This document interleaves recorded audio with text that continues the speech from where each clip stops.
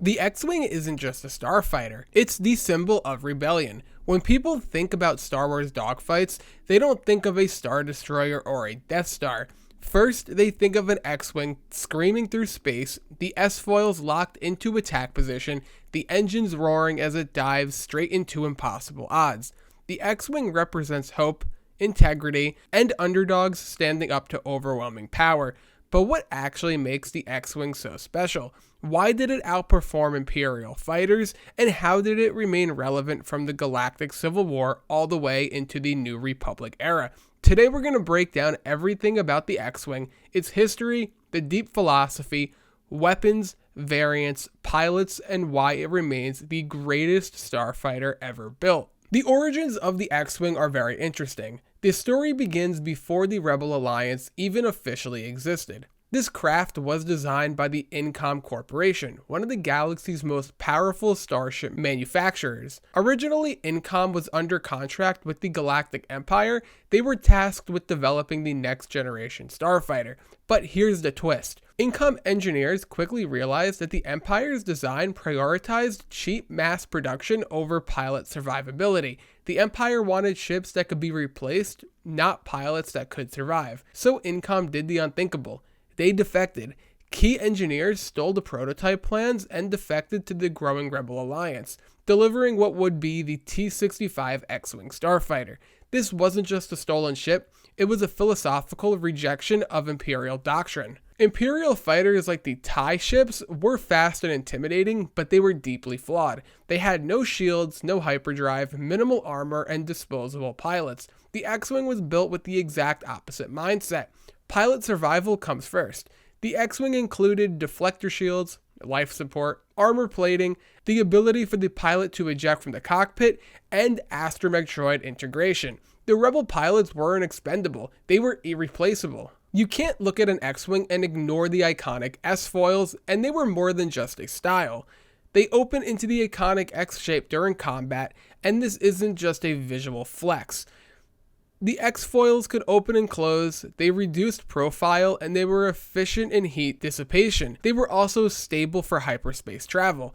In the attack mode, the S-foils locked open, increased weapon spread, prevents laser cannon interference, and maximizes firing arcs. And that iconic sound when the S-foils are open for attack, that's the sound of a fight starting.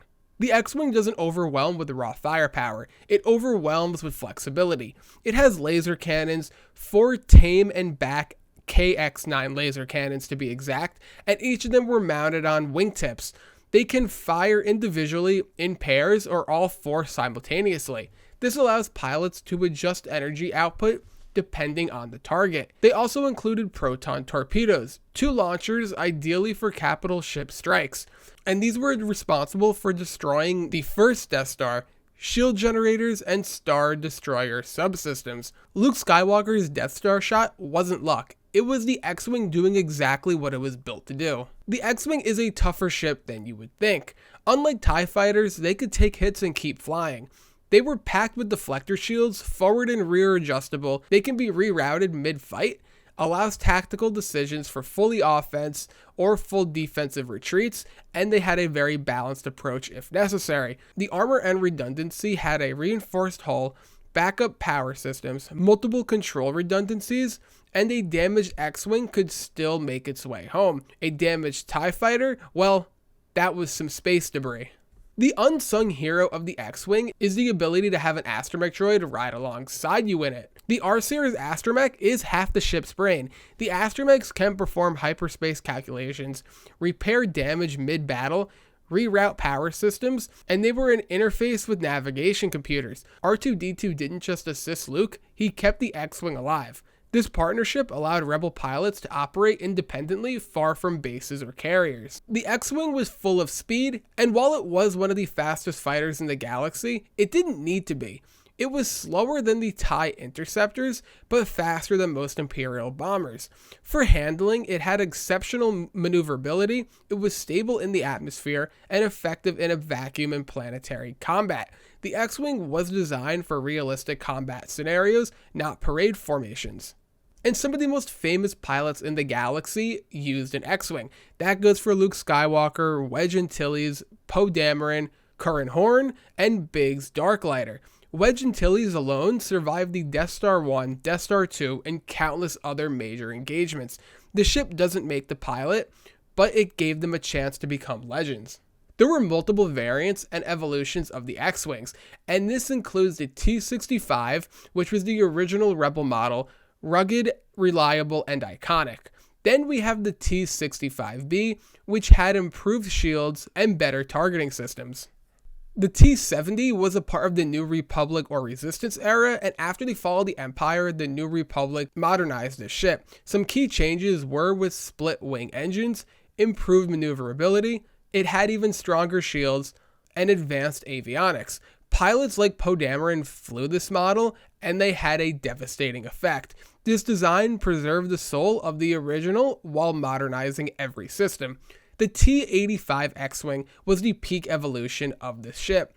What made it so special were the massive shield improvements, the enhanced weapon output, the superior maneuverability, and the advanced electronic warfare suits. By this point, the X-Wing wasn't just a starfighter, it was a complete dominance platform.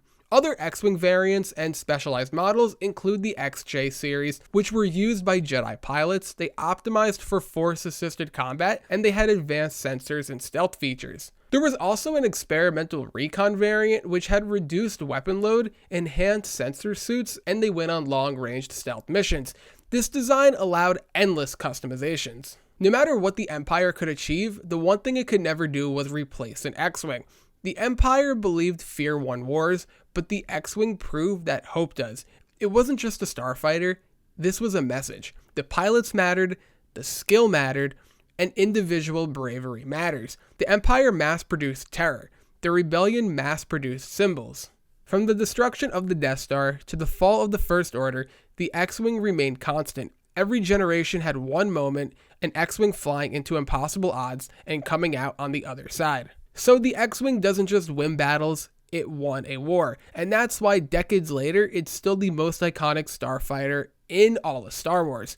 If you enjoyed this breakdown on the X-Wing, let me know in the comments below, what do you think about the X-Wings and any other ships, characters, vehicles, you name it, you want to hear me talk about. Don't forget to leave a like if you enjoyed, subscribe for more comment around the galaxies, and I will see you in the next one.